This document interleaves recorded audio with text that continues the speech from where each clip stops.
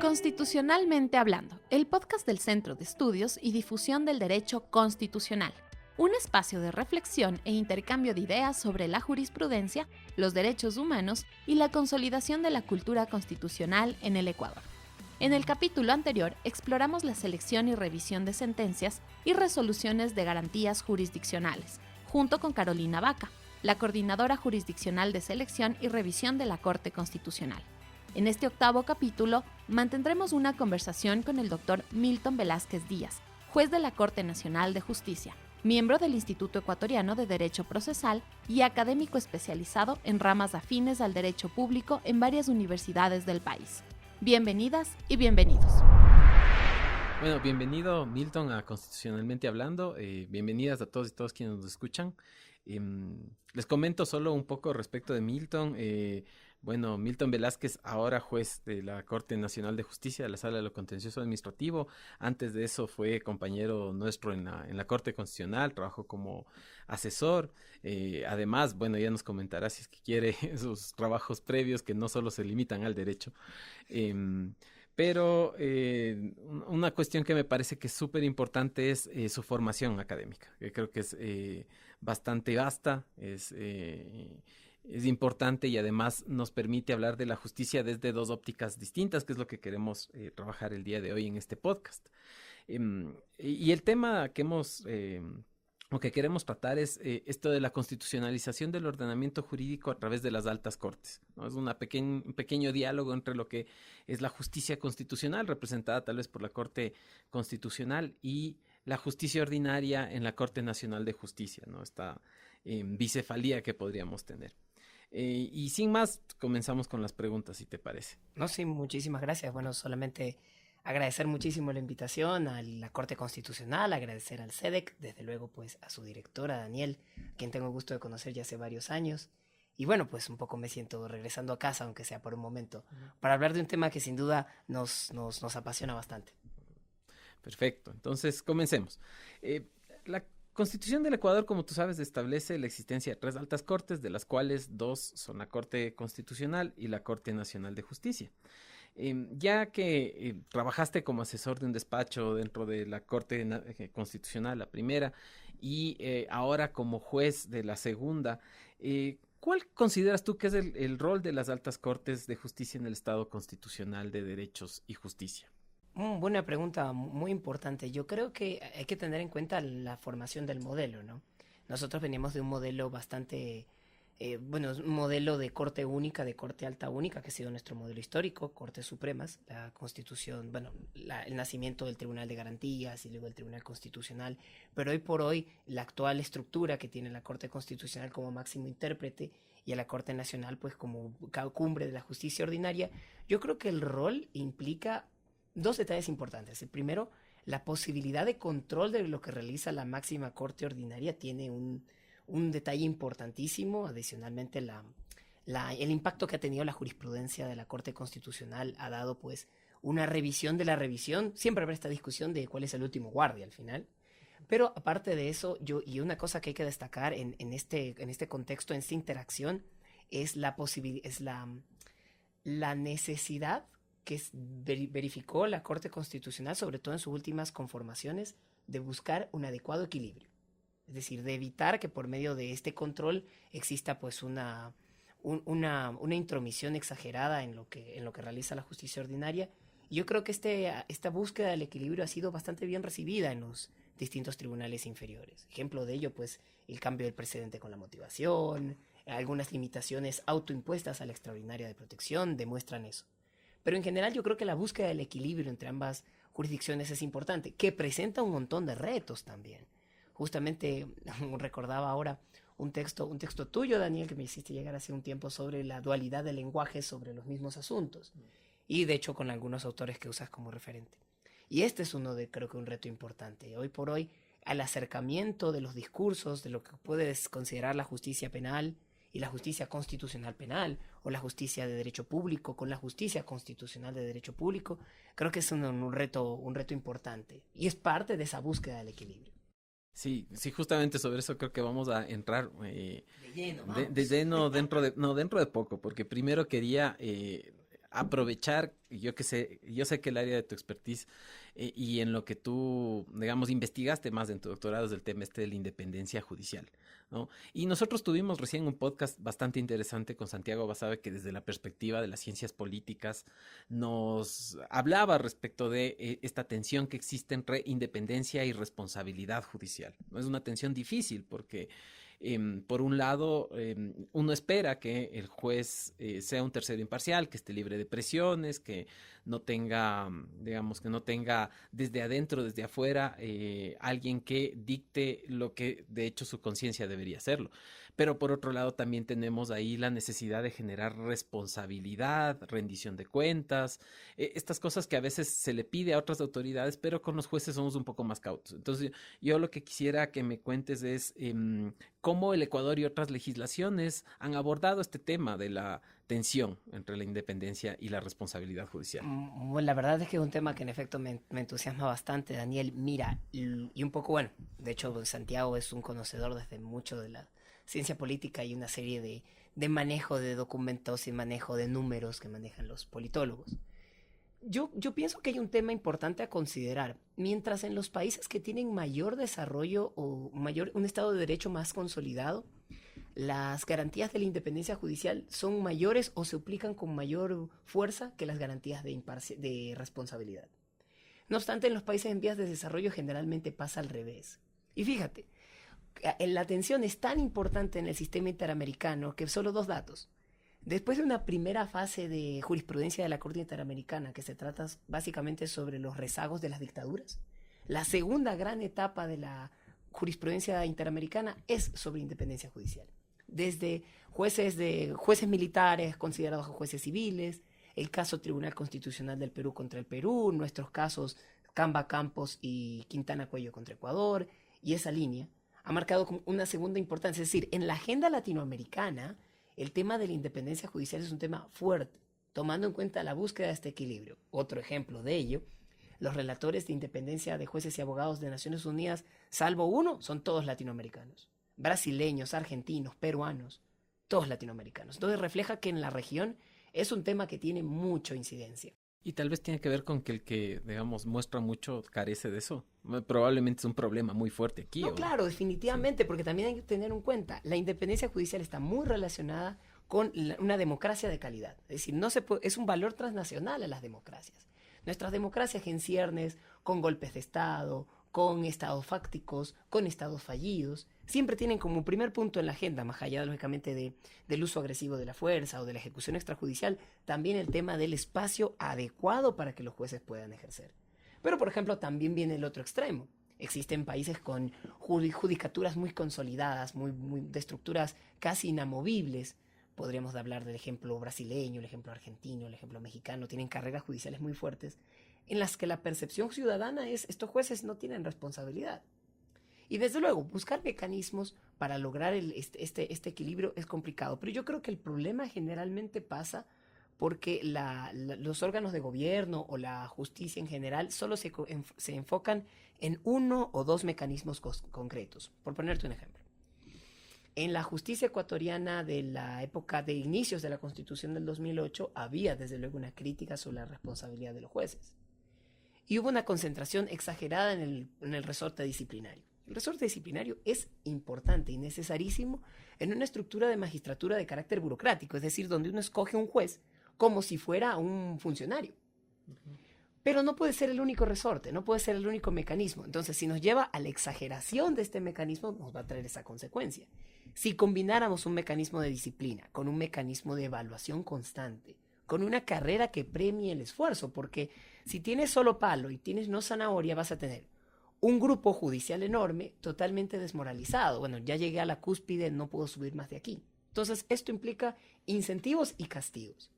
Un sistema que pueda resultar es un sistema que amalgame todos estos mecanismos. El disciplinario, desde luego, como una fórmula de accountability, pero la última.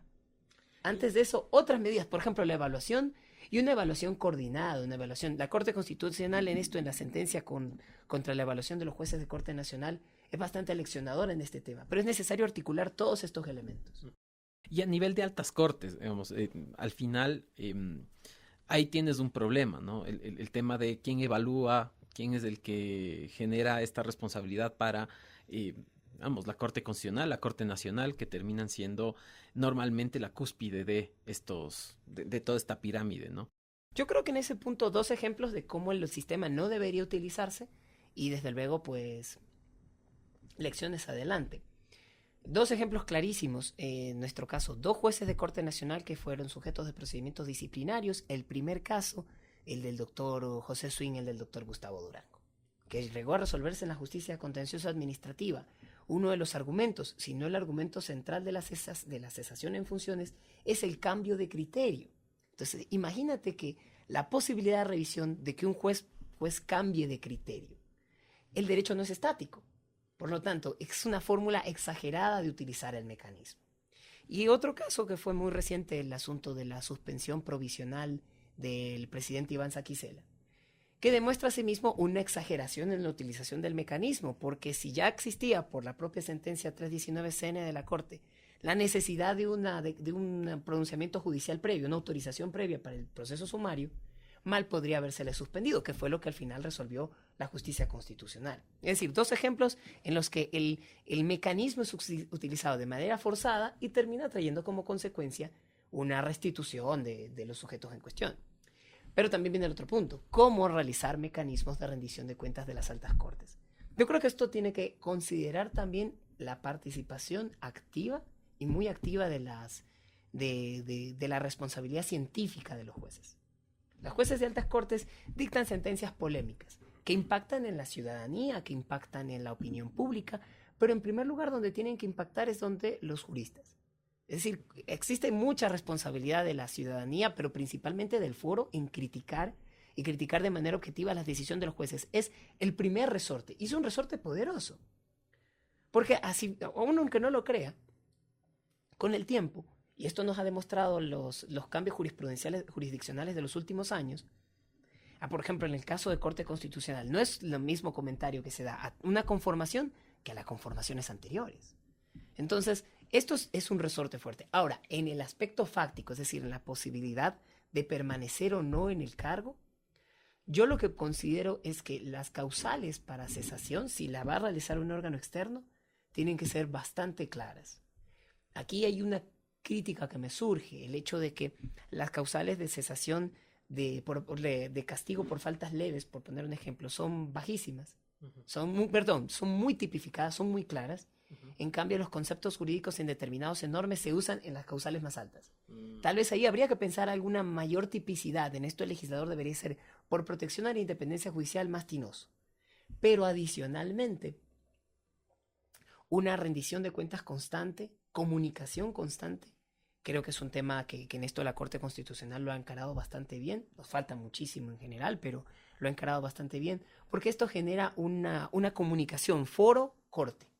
Y yo creo que esto la Corte lo ha sabido en los últimos años capitalizar de muy buena manera.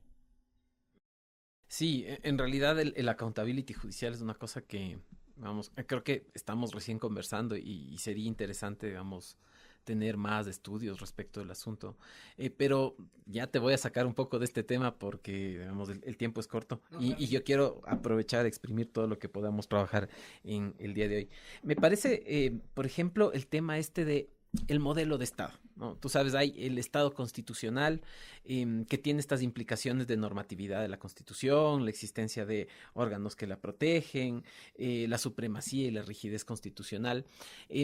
Pocas veces nos ponemos a discutir, y creo que es importante hacerlo, cuál es la implicación de la existencia del Estado constitucional ya en la calidad que tú tienes y que en general, digamos, la mayoría de jueces tienen, de jueces que administran justicia en materias que no es la constitucional, ¿no? Mi pregunta es eso, ¿qué implicaciones tú has visto que este Estado constitucional tiene en la administración de justicia en general y no solo en la administración de justicia constitucional? Bueno, yo creo que la aplicación directa de la Constitución sin duda ha sido un cambio de mentalidad, no solamente en las justicias de derecho público, sino también en la propia administración pública. Por poner un ejemplo, casi que anecdótico, la Constitución se expide un 20 de octubre del 2008 y a los pocos días la Constitución habla también de un permiso por paternidad, no regulado en la Ley Orgánica de Servicio Civil de la época. Entonces, imagínense las conversaciones en las entidades públicas. Tenemos padres que ya nos están pidiendo este permiso constitucional, pero no consta regulado en alguna parte. Allí yo me pude dar cuenta de manera muy palpable el repensar del funcionario promedio. O sea, el funcionario promedio que no se abraza a la ley, el funcionario promedio se abraza al reglamento. Esto concreto, el funcionario promedio se abraza al reglamento, se abraza al circular. Y un detalle, un problema clásico de las burocracias, y esto sí lo mencionan los post-beberianos, que es yo no me salgo de mi línea de competencia. Es decir, yo no voy a hacer más de lo de mi cuadradito de atribuciones. Entonces, ¿por qué? Por miedo, por la cultura del miedo, del control público y un montón de temas. Entonces, que venga la normatividad de la Constitución, la aplicación directa de la Constitución, pone a la administración pública y al funcionario en una dicotomía interesante. El principio de jerarquía o prevalencia de los derechos. Y yo creo que ahí viene el segundo rol. El rol de las justicias de derecho público, constitucional, contencioso administrativo y contencioso tributaria, en este punto no solamente implica, desde luego, el control, el control judicial de la administración, sino también es una herramienta para que la administración haga mejor su trabajo. Entonces, la justicia contenciosa en este contexto tiene una función aleccionadora. Debe instruir al burócrata promedio. Y lo digo burócrata tomado peyorativamente, y esto es un error. Al funcionario promedio, al servidor público promedio, las mejores fórmulas para lograr atender el servicio. Y en ese punto, hablando justamente de esta interacción administración-constitución, el Código Orgánico Administrativo menciona derecho fundamental a la buena administración, y es bastante interesante, no lo define. El derecho a la buena administración se encuentra definido en el Pacto de Derechos de la Unión Europea, me parece que el Pacto de Lisboa, no recuerdo bien el nombre. Y desde luego, ¿qué implica este derecho? Este derecho lo que implica es una fase organizativa y una fase de carácter procesal. En lo procesal, bueno, pues unas garantías al debido proceso que son penales, que son civiles, que son judiciales, pero que impregnan al procedimiento administrativo. Pero en lo relacionado con la parte organizativa es que el propio diseño de la administración pública puede ser lesivo o no de derechos. Entonces, esto implica una exigencia de carácter organizativo, por ejemplo, administración de proximidad, administración con menos trabas de acceso, que son temas no solamente procedimentales en una petición concreta, son temas de carácter estructural. Y el hecho de que este derecho a la buena administración haya sido planteado así, implica que es como tipo el derecho a la ciudad, es un macro derecho. Agarra un montón de derechos pequeños de la Constitución y los pone en un contexto promedio. Lamentablemente, y esto sí tengo que decirlo, no hemos tenido en la sala la oportunidad de poderlo desarrollar jurisprudencialmente. Aquí en Corte Constitucional se han desarrollado 2 o 3 casos que no los recuerdo, uno de ellos de la jueza Carmen Corral, pero sería una cuestión interesante, porque el hecho de que el ciudadano pueda reclamar, no solamente porque en el procedimiento administrativo hubo esta falla, sino que adicionalmente la estructura que me atiende no está diseñada para atender mis problemas, es algo que sería bastante de avanzada en esta constitucionalización de derechos, en este derecho constitucional concretizado que pretende ser el derecho administrativo. Sí, justo mi siguiente pregunta iba a pesar de que yo creo que bastante ya las topado, ¿no? El tema bastante recurrente que uno escucha en el debate ya desde hace algunos años de la constitucionalización del derecho administrativo, ¿no? En este contexto en el cual tienes una corte constitucional que se supone que se dedica a lo constitucional y un sistema de administración de justicia que algunos creerían que es simplemente ordinario, digamos, sobre todo en la jurisdicción contencioso administrativa, yo creo que hay un paralelo, ¿no? Pensemos, por ejemplo, en el recurso objetivo, ¿no? Y la cuestión de esta misión de hacer que los actos de la administración pública que afectan a más de una persona, que tienen estas características de actos normativos, etcétera, digamos, respeten la ley, pero también la Constitución. O sea, en ese sentido, ¿cómo tú ves la misión de los jueces contenciosos administrativos en esta relación que tenemos, ¿no? Con la Corte Constitucional y la acción de inconstitucionalidad, por ejemplo? Yo creo que ahí vale mucho el debate en estos temas porque desde luego a veces pareciera que existiera una alternatividad jurisdiccional. Yo puedo proponer el recurso objetivo contra un acto normativo, no legal lógicamente, o podría proponer la acción de inconstitucionalidad, o yo podría irme por la acción de protección o un recurso subjetivo. o hablar de la famosa acción de incumplimiento de norma, que básicamente es una petición directa que, de hecho, ni tan directa, requiere un reclamo previo, también podría tener un carácter impugnatorio. Yo creo que en este punto, y la gran desventaja de la jurisdicción contencioso administrativa es su estructura a manera de tribunales distritales. Desde luego, entiendo que esto respondía a la idea histórica del tribunal contencioso que nos viene de España, tribunal centralizado, órgano extrajudicial. De hecho, las constituciones luego hablaban del fuero judicial y del fuero contencioso, un poco al estilo de la dualidad jurisdiccional francesa. Pero yo creo que actualmente hay que repensar mucho la posibilidad de un mayor acceso, porque el primer problema es acceso. Sobre derecho administrativo se discute en sede de jueces de garantías constitucionales a nivel país. Sí. Pero el gran problema primero es el acceso. No puedo acceder a una justicia especializada. ¿Por qué? Porque vivo lejos de 5 o 6 puntos importantes del país. Voy a acceder a la constitucional, que además tiene vías de ejecución bastante más veloces y tiene una decisión bastante más veloz. O, por ejemplo, hablando del recurso objetivo contra la acción de inconstitucionalidad. Un problema tremendo que también se observaría es que el recurso objetivo lamentablemente está subutilizado por un montón de cuestiones. Primero, por el propio problema de acceso, es decir, por un tema también de desconocimiento general y también por un tema relacionado con cómo tomamos o cómo nos replanteamos estas estructuras, recursos subjetivos u objetivos que nos vienen de España, pero que en España ya se han replanteado, porque en España ya ha habido una reforma jurisdiccional contenciosa administrativa con un enfoque directo a las actividades jurídicas impugnadas. No esta discusión, que es la discusión de legitimación, ¿no? De si tengo un derecho subjetivo vulnerado o un interés legítimo, que en la parla genera mucha contradicción, genera mucha discusión. Claro.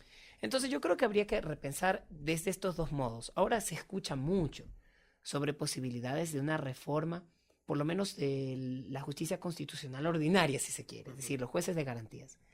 Yo pienso que esa reforma está condenada al fracaso si no se hace una revisión integral de la justicia de derecho público. Si yo creo fueros constitucionales solamente, de manera directa y solo especializados, los estamos condenando a su represamiento. Si no replanteamos todo el resto, porque un montón de temas. Y recuerdo alguna vez tuvimos esta oportunidad de conversar contigo y con Marco Morales. Claro. ¿Y qué era lo que decía Marco? Y me parece súper interesante. Marco decía, mira, yo pienso que para temas que son un poco más largos, en los que pretendo no una reincorporación, no un cambio fáctico, sino más bien una reparación de carácter económico, la justicia contenciosa es más idónea que la constitucional. Interesante el punto. Es decir, si queremos un adecuado equilibrio, las dos justicias que tratan sobre temas constantes y a veces contrapuestos, tienen que ser reformadas con una visión integral. Si hago una reforma parcial del contencioso sin mirar el constitucional y viceversa, las dos seguramente fracasarían. Sí, y justamente, digamos, hay una cuestión con esta, a ver, tenemos esta constitucionalización del derecho administrativo que a veces un poco la dejamos de lado y parecería que de nuestra parte, más bien, digamos, quienes hacemos constitucional, tratamos de poner parches de esta jurisdicción contencioso administrativa que no está avanzando. Cuando probablemente a veces existen dispositivos en la jurisdicción contencioso administrativa que podrían servir. Te pregunto, por ejemplo, respecto de cuál es el alcance de la plena jurisdicción, ¿no?, en el recurso subjetivo, y hasta qué punto realmente esa plena jurisdicción se está ejerciendo en el país, que probablemente sea el equivalente a lo que nosotros estamos llamando reparación integral en la acción de protección. Ahí yo te pediría una idea de cómo se está viendo el asunto. Bueno, es bastante interesante el punto, porque, a ver, la plena jurisdicción se aplica generalmente en temas en los que se prefiere como dije hace un momento, un pronunciamiento más dilatado, un pronunciamiento más razonado. Temas que tienen impacto patrimonial, temas que tienen generalmente relación con el ejercicio de organismos de control, temas relacionados con cuestiones urbanísticas, son de las que más se conocen en esta jurisdicción, o la acción de responsabilidad extracontractual. Bueno, esto no es de plena jurisdicción, es una acción especial, pero solo comento lo que más se discute. La plena jurisdicción como tal tiene atribuciones que en eso son bastante parecidas a las del juez de garantías. Porque el juez de garantías, tanto el juez de garantías como el juez contencioso administrativo, no tienen la limitación de la alegación de las partes. Primer punto. El primero, por lógicamente aplicación directa de la Constitución y todas estas cuestiones. El segundo, porque históricamente tiene el rezago de ser recurso. Un recurso que se convierte en acción. Entonces le permite una revisión de los antecedentes de las actuaciones administrativas que van más allá de lo que las partes digan. Incluso no se configuraría incongruencia, y esto ha sido en sentencias históricas de la sala, si es que, más allá de las pretensiones clásicas, se haga una revisión un poco de antecedentes que permitan determinar ilegalidades o nulidades de actos anteriores, pero concatenados con la pretensión. Es decir, existe una amplitud en la revisión. No tenemos revisión plena, porque la revisión plena implicaría no solamente una revisión de juridicidad, sino también una revisión de razonabilidad. Y esto no tenemos nosotros, por el respeto al espectro discrecional de la administración. Pero, por ejemplo, la Corte Constitucional, con esto de la discrecionalidad, tiene bastantes más espacios, por ser órgano de cierre. Por ejemplo, me acordaba del caso Medicamentos de la ponencia de Ramiro Ávila. Un caso que hace un estudio ya bastante técnico de cómo se manejaría no solamente la contratación pública, sino incluso algunos detalles de carácter terapéutico. Si eso se dictara en la justicia contenciosa administrativa, la discusión fuera hasta qué punto yo excedí el espacio discrecional técnico de una entidad pública. Entonces, en esto la Corte Constitucional tiene una posición suprevalente que se entiende por su calidad de corte final. El problema yo creo que un poco radica en el catálogo de formas de reparación. Porque la fórmula que históricamente se ha visto en la justicia contenciosa administrativa es la reparación que ha dicho, que ha pedido el solicitante, o sea, una congruencia en alto nivel. La reparación que me ha pedido el demandante, el legitimado activo. Por excepción no, por excepción se ha verificado alguna otra fórmula, generalmente en empleo público, indicando, bueno, tu restitución con nombramiento no te la voy a dar, te puedo dar otra cosa que va en esta línea. Pero claro, esto es una fórmula mínima. Es decir, la Corte Constitucional, como no tiene un catálogo, tiene unas fórmulas de reparación integral bastante amplias que lo han ido definiendo en su propia jurisprudencia. Tal vez una apertura en las fórmulas de reparación que podrían utilizar los contenciosos administrativos, que podrían un poco sopesar lo pedido por las partes y tal vez hacer una tutela judicial efectiva mejor, porque al final de cuentas el solicitante pide lo que desde su visión puede ser lo mejor para él, pero tal vez el juez contencioso tenga una visión que le pueda dar algo que lo satisfaga más en sus derechos e intereses. Yo creo que una apertura, que esto sí necesitaría algún tipo de reforma legal, podría ser más atractiva a la justicia contenciosa administrativa y por lo tanto una disminución de la carga de la justicia constitucional, por ejemplo. Sí, yo me estoy desviando del Por favor, del sigue, guión, no, pero creo me que parece ya me desvié hace súper- rato también. Sí, la verdad es que creo que nos estamos metiendo ahí en un tema que nos apasiona a los dos por lados distintos, ¿no? Porque históricamente, si tú ves el amparo constitucional, termina siendo la medida cautelar del proceso contencioso administrativo cuando no había procesos contenciosos administrativos, ¿no? Y ahora el problema es que tienes la reparación integral. Y esta división que en efecto hizo Marco en ese conversatorio que tuvimos respecto de cuando yo voy a buscar algo mejor es a la jurisdicción contenciosa administrativa y cuando mejor en términos de reparar, sobre todo económicamente, ¿no? Y cuando yo voy a buscar una protección mucho más rápida es la acción de protección, termina siendo que uno diga, bueno, la protección del ciudadano contra la arbitrariedad es lo mismo, solo que tengo una fila preferencial. Uy, qué buena metáfora. Y es que no debería ser así. Porque viene un punto. La justicia ordinaria debería tener las suficientes herramientas para resolver los problemas, así sean de infracciones de normas constitucionales, y ofrecer una alternativa plausible. Es decir, el hecho de que yo diga, yo tengo una fila preferencial en la justicia constitucional, estoy diciendo dos cosas. Primero, lo estoy usando como estrategia. Y segundo, ahí se ve un fenómeno que algunos escritores mexicanos, argentinos han hablado de la amparización de la justicia. Eso, que es un problema que en nuestro país estamos abocados y hay que ver fórmulas de evitarlo. Pero dos, yo no sé hasta qué punto este discurso de que la justicia ordinaria es justicia second class, que es al final lo que impera, deba ser tal, porque la justicia ordinaria debería tener las herramientas suficientes para enfrentar los mismos problemas. La diferencia tal vez sea en temas de inminencia. Y en eso también me pongo a pensar. Y hablando del amparo y de la medida, hablando del amparo, el amparo tenía este criterio de inminencia que no lo tiene la acción de protección. Por lo tanto, una persona que salió que fue, ¿cómo es?, destituida como jueza hace 6 años, plantea una acción de protección y es reincorporada. O sea, este tipo de cuestiones sí es interesante un poco discutirlo.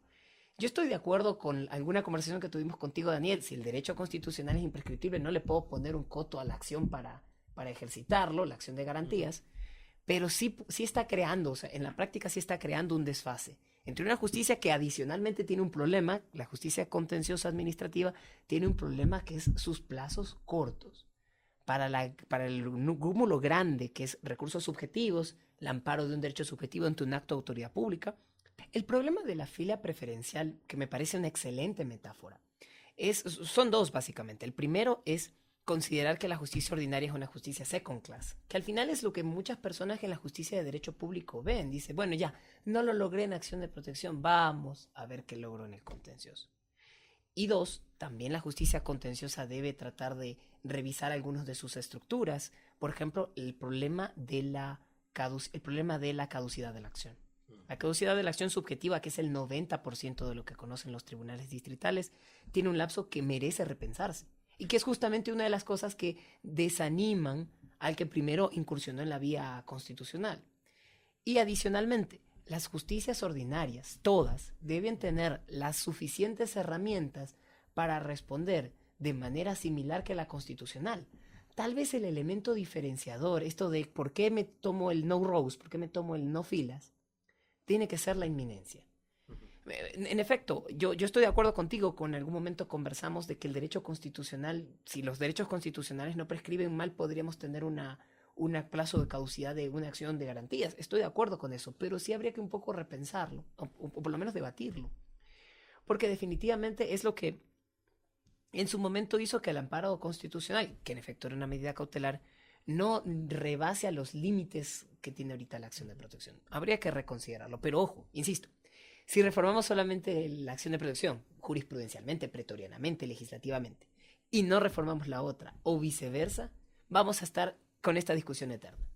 Tal vez una alternativa sea, tal vez, empoderar, que esto también requiere un carácter político, empoderar a los tribunales contenciosos para medidas de carácter suspensivo o medidas innovativas que permitan que la posibilidad de lesión de daños no sea tan mayor y que dé espacio en la discusión. Pero desde luego, en un contexto, volvemos a la independencia judicial, en un contexto donde las justicias de derecho público le tienen mucho, no digo temor, porque suena feo, pero sí que le tienen mucho respeto al poder y procuran cuidarse mucho porque después el poder político ensancha contra ellos con fuerza, es difícil pedirles que tengan ese empoderamiento de dictar medidas cautelares incluso cuando es procedente. Pero desde luego, cambios legislativos, tal vez cambio de visión política, un modo de equilibrar, un poco para evitar, podemos tener fila preferencial, pero que la otra sea fila igualmente importante. Sí, no voy a quedarme mucho más en el tema porque me parece interesantísimo, pero ya se nos está acabando el tiempo. Sí diría que tal vez este tema de repensar al sistema de administración de justicia como sistema e incluir a la jurisdicción contenciosa administrativa, la constitucional, hasta la laboral también creo que deberíamos discutirla en ese contexto, sería súper chévere. Pero para concluir, yo lo que quisiera pedirte, Milton, es que nos cuentes desde tu experiencia, tu vivencia, yo estoy seguro de que has de tener alguna anécdota de ya como juez, ¿cuándo la Constitución ha sido como el parámetro principal de tu actuación en algún caso? Yo creo que hay algunos casos interesantes.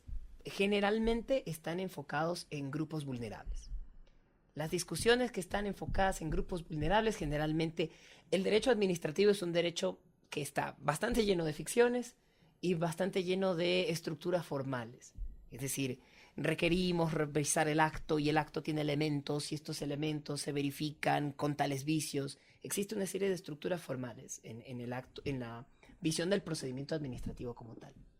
No obstante, yo creo que en lo relacionado con derechos fundamentales de grupos vulnerables han existido interesantes pronunciamientos jurisdiccionales e interesantes fórmulas de verificar.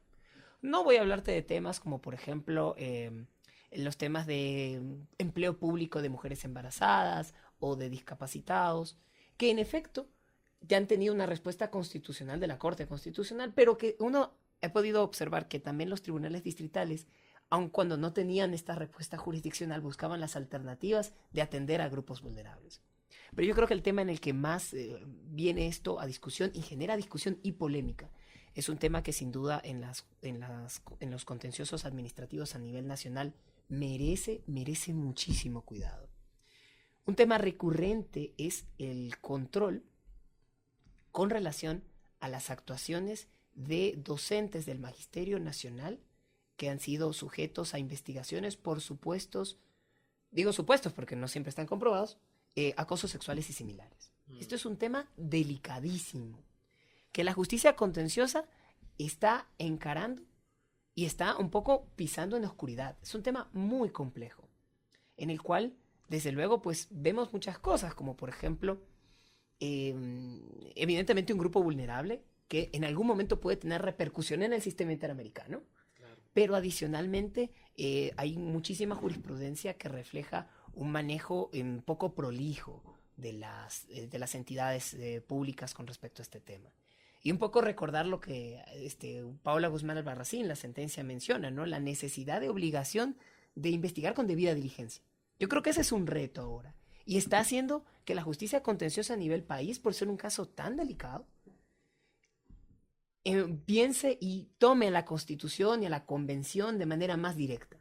El procedimiento administrativo sancionador como tal, pero más aún este específico que genera, pues desde luego, muchísimo cuidado a propósito pues del grupo vulnerable que está inmiscuido en estos temas.